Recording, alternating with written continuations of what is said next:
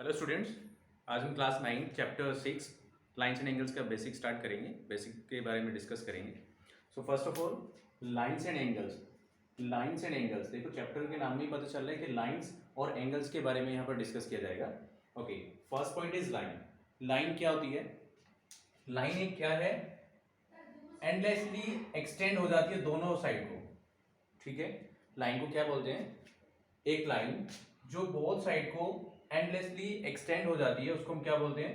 जिसमें कोई भी एंड पॉइंट नहीं होता उसको बोलते हैं हम line. Okay, a line extended endlessly on both side is called a line and a line has no end points. Okay, line has no end points. A line has no end points. Okay, and no definite length.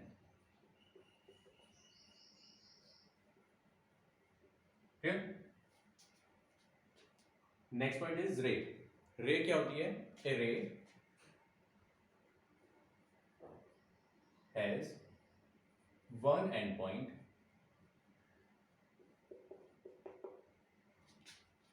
and has no definite length.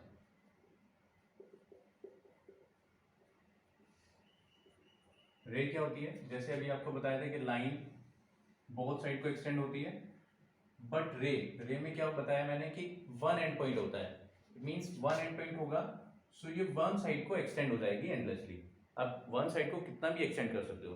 और इसको represent कैसे करते हैं? ये है हमारा A B, तो इसको रिप्रेजेंट कैसे करेंगे? A B, that is a ray. Okay, next point is line segment.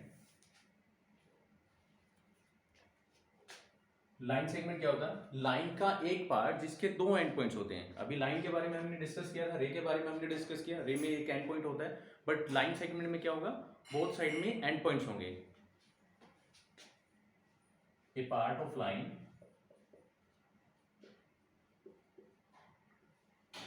has two end points.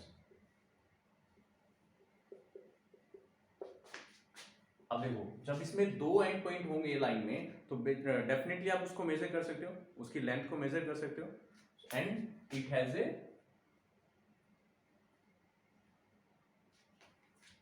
Definite length.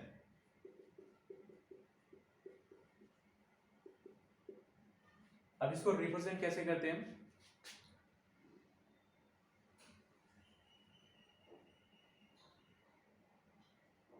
ये हमारे एंड पॉइंट्स हैं ए बी, इसको रिप्रेजेंट कैसे करेंगे? That is a line segment. Okay, now collinear points. What is collinear points? Three और more lines, three और more points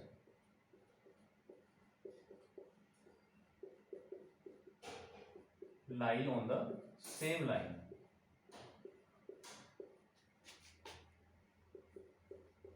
अगर तीन और तीन से ज्यादा पॉइंट्स एक ही लाइन पर लाई करेंगे तो उनको हम क्या बोल देते हैं?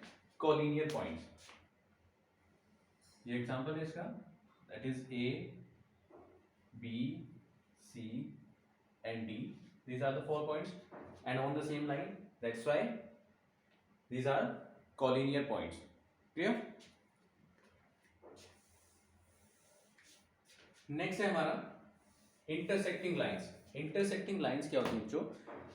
जब दो लाइन एक दूसरे को कट करती हैं किसी एक पॉइंट पर, जब उनको हम क्या बोलते हैं? Intersecting lines. Like these are the two lines A B C and D. इन दोनों ने एक दूसरे को इंटरसेक्ट किया, कट किया ओ पॉइंट पर, सो हम इसको क्या बोलेंगे? Intersecting points. ये क्या होगा? Intersecting points and these lines are called intersecting lines. Okay,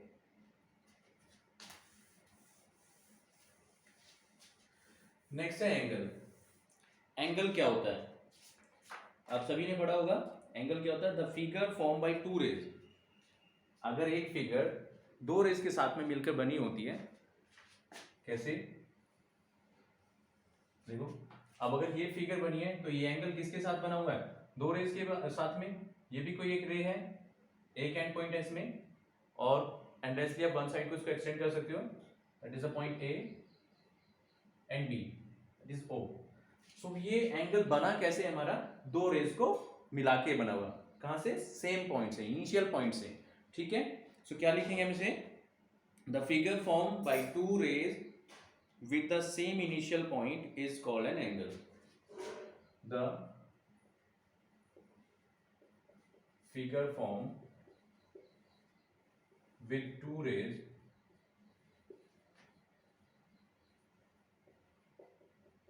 with same initial point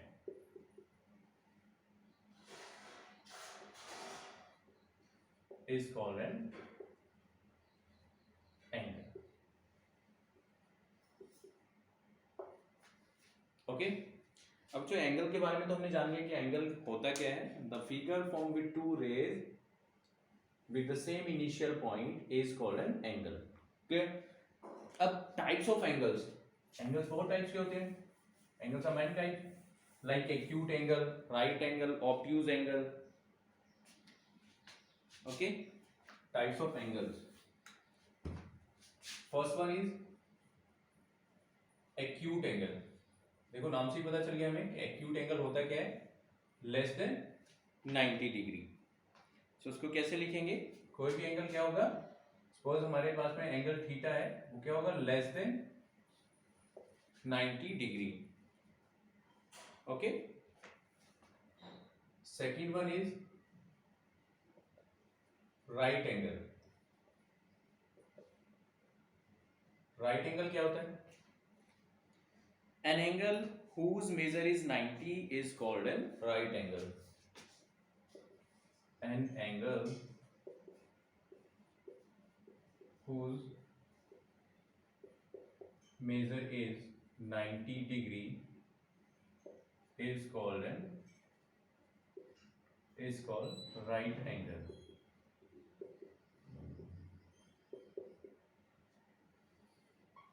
Like this. Clear?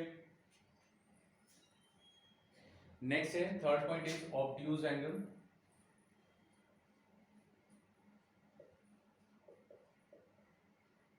Obtuse angle क्या होता है, देखो नाम से हमें पता चल रहा है, एक्यूट क्या था, लेस देन 90, राइट एंगल क्या था, equal 90, and obtuse angle means क्या होगा, greater than 90 and less than 180। कोई अगर थीटा एंगल है आपका, सो क्या होगा, 90 डिग्री से तो क्या होगा, ग्रेटर होगा, बट लेस देन किससे होगा, 180 डिग्री। क्लियर। अब इमेज कैसी बनेगी, डायग्राम कैसा होगा, देखो ये अगर 90 था यहाँ पर, इसी फिगर में बता देता हूँ, ये अगर 90 है तो 90 से ग्रेटर होने कैसे होगा, मींस कोई अगर इस टाइप में हो या फिर इस फॉर्म में हो। ओके, यहां तक अगर ये 90 है, सो 90 से प्लस भी कुछ करेंगे तो वो क्या हो जाएगा, obtuse angle. Clear.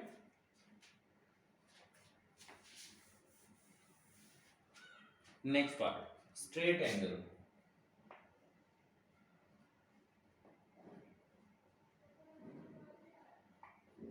Straight angle क्या होता है, देखो स्ट्रेट एंगल क्या होता है, ये एक लाइन है बेटे आपकी, स्ट्रेट एंगल की बात यहां पर क्या हो रही है, an angle whose measure is 180। अब 180 कैसे होगा, सपोज करो ये ए बी, ये ओ पॉइंट है, ये कंप्लीट एंगल क्या होगा, 180। सो कोई अगर पूछने लगे what is the straight angle, so an angle whose measure is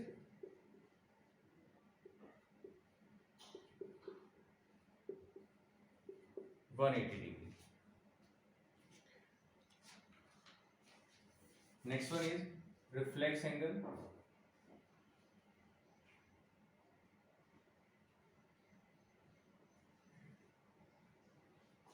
What is reflex angle? An angle whose measure is more than 180 but less than 360. An angle whose measure is, अब reflex angle की बात कर रहे हैं, अभी हमने बात की स्ट्रेट एंगल क्या होता है, whose measure is 180, but reflex angle क्या होगा, an angle whose measure is more than 180 but less than 360. More than 180 degree, less than 360 degree. Basically आपने अगर कोई रिफ्लेक्स एंगल पूछा जाए आपसे, एग्जांपल कर लेते हैं. अगर पूछा जाए what is the reflex angle of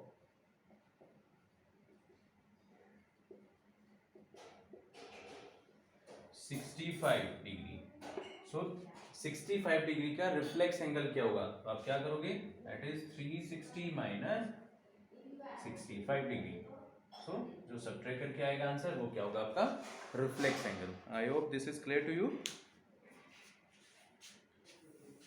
next part है हमारा complete angle.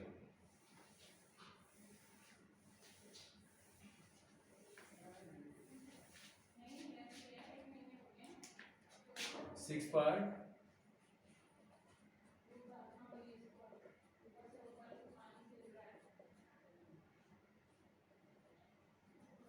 complete angle. An angle whose measure is 360 is called a complete angle.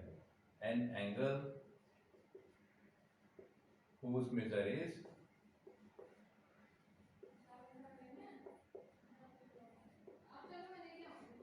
360 degree is called complete angle. Okay.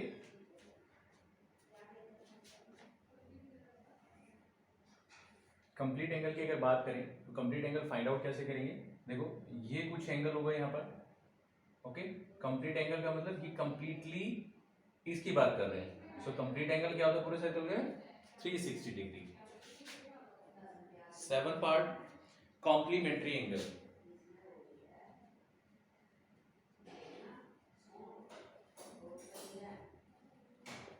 What is complementary angle?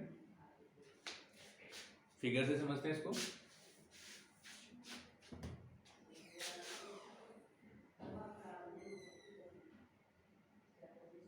You know very well, two rays अगर perpendicular होती है तो उनके बीच में angle क्या होता है? 90 degree.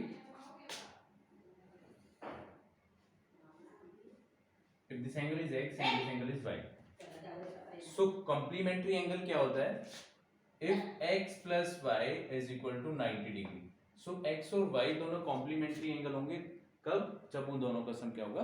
90 degree होगा. ओके. एक part supplementary angle.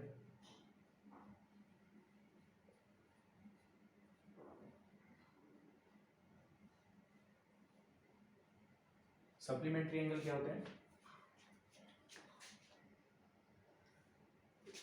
An angle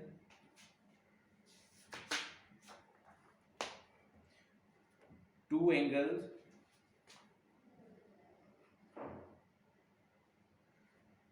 या फिर बात करें टू और मोर एंगल्स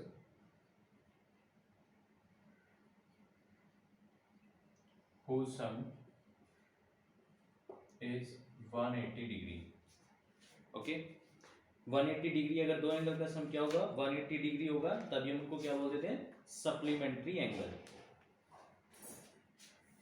फिगर से समझते हैं इसको. That is x and y. अभी हमने पढ़ा था कि स्ट्रेट एंगल क्या होता है?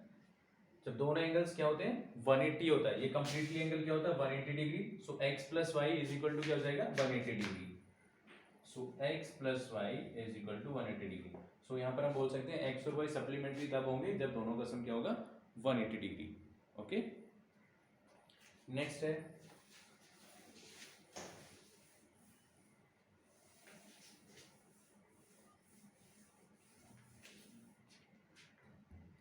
Bisector of an angle.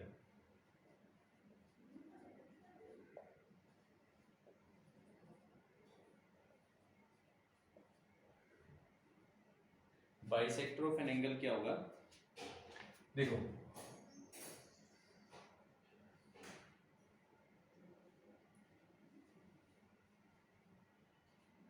Suppose करो ये कोई एंगल है और एक रे है यहाँ पर. इसको नेम दे दिया हमने ए बी एंड सी. इसको सी दे दिया.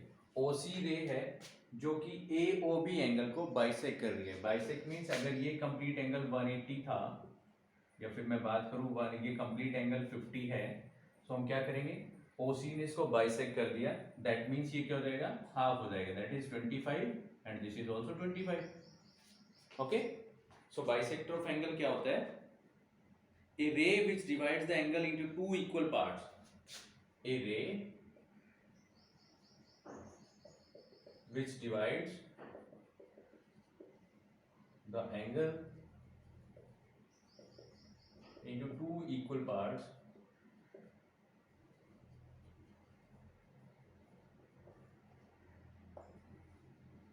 is called a bisector of an angle. Okay, next point is that is the adjacent angles. Adjacent angles क्या होते हैं, अगर उनके बीच में कॉमन रे हो, एक कॉमन रे के साथ में एक सेम इनिशियल पॉइंट से जो एंगल बनते हैं उनको क्या बोलते हैं, एडजेसेंट एंगल्स।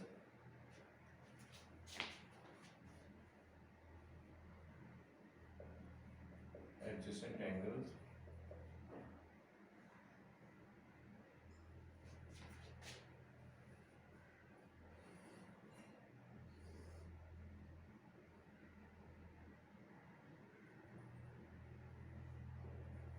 like this,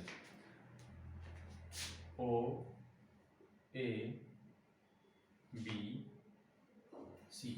अब ध्यान से देखो बेटे, A O B and B O C दोनों एंगल्स में कॉमन रे है ओ बी, सो इसी को हम क्या बोलेंगे, that is adjacent angles. Okay, adjacent angles क्यों है ये, क्योंकि इनका कॉमन वर्टेक्स है, एक वर्टेक्स है कॉमन और एक ही कॉमन रे है। अगर कोई कॉमन वर्टेक्स और कॉमन रे के साथ में एंगल्स ड्रॉ होते हैं तो उनको हम क्या बोलते हैं, adjacent angles. Okay,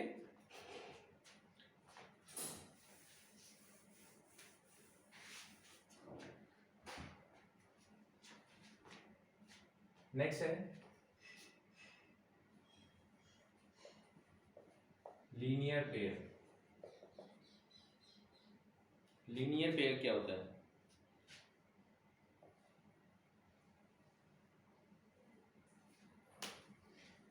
if the non-common arms of the two adjacent angles of a line, then these angles are called linear pair। देखो नॉन कॉमन आर्म्स की बात कर रहा हूं, ओ ए बी सी,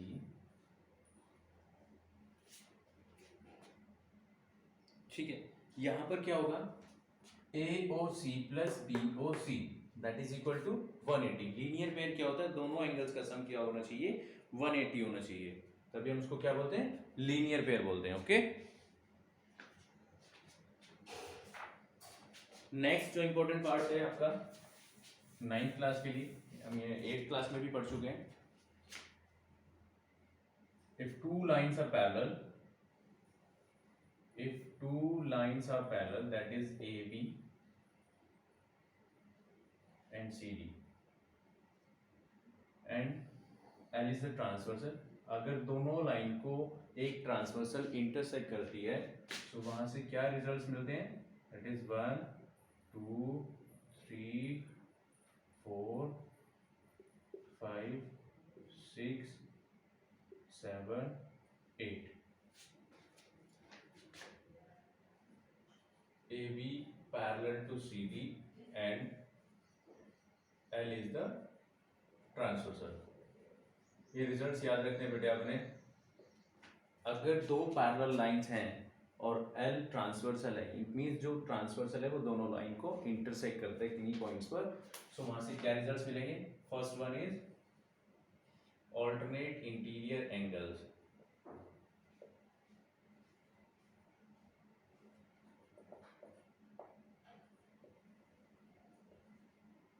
अब देखो ऑल्टरनेट इंटीरियर एंगल्स मींस यहां पर क्या है, ऑल्टरनेट हो बट इंटीरियर हो, लाइक इंटीरियर का मतलब इन दोनों पैरेलल लाइंस के अंदर की तरफ हो बट ऑल्टरनेट होनी चाहिए। ऑल्टरनेट मींस ऑपोजिट डायरेक्शन में, ये 4 है, इसके अपोजिट क्या आएगा, इस लाइन के इधर 6, that is alternate interior angle.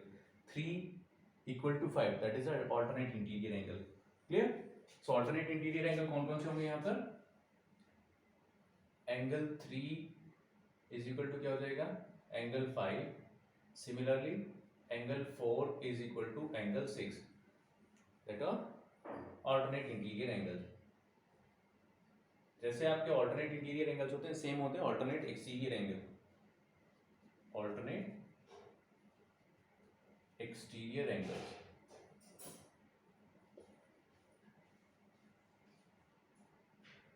Alternate exterior angles कैसे होते हैं?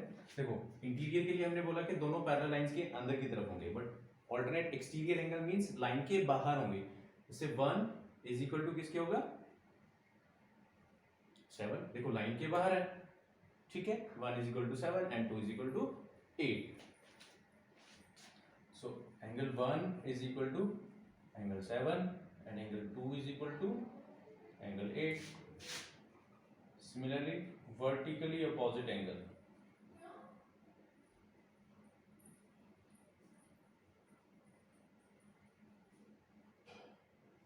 Vertically opposite angle means ये एक लाइन थी, ओके ये एक लाइन है, इसको इस ट्रांसवर्सल ने एक पॉइंट पर इंटरसेक्ट किया. अब जो दो अपोजिट एंगल्स हैं यानी कि अपोजिट साइड में 1 is equal to 3 and 2 is equal to 4, इनको क्या बोल देते हैं? Vertically opposite angle. सो यहां से हमें क्या मिला? Angle 1 is equal to angle 3, angle 2 is equal to angle 4. Similarly क्या हो जाएगा? Angle 5 is equal to angle 7 and angle 6 is equal to angle 8. These are vertically opposite angle. Okay, next point क्या होगा? वर्टिकली अपोजिट हमने पढ़ लिया, alternate exterior and alternate interior, ये तीनों पार्ट पढ़ लिया. अब आता है नेक्स्ट हमारा कॉरस्पॉन्डिंग एंगल्स. कॉरस्पॉन्डिंग एंगल्स क्या होते हैं बेटे?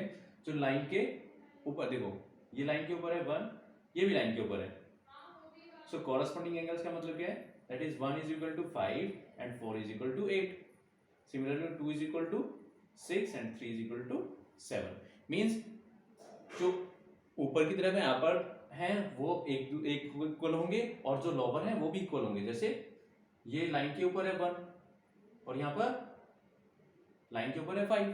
सो ये क्या होंगे? दोनों कॉरस्पॉन्डिंग एंगल्स.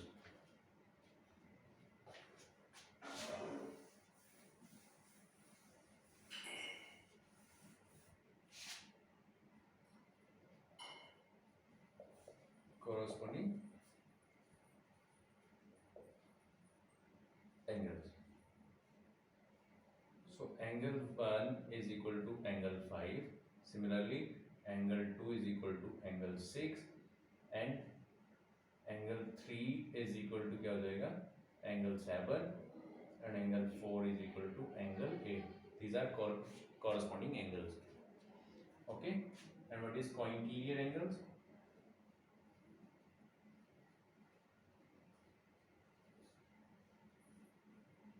को इंटीरियर एंगल्स क्या होते हैं? देखो को इंटीरियर यानी कि कॉर्नर वाले और इंटीरियर एंगल्स. कॉर्नर है, interior. So 4 plus 5, so angle 4 angle 5 that is equal to 180. Similarly angle 3 plus angle 6 is equal to 180 degree. So बच्चों ये था बेसिक आपका लाइंस एंड एंगल्स का. ये सभी जो बेसिक हमने पढ़ा है यही सभी क्वेश्चंस में अप्लाई होगा. I hope all basic are clear to you.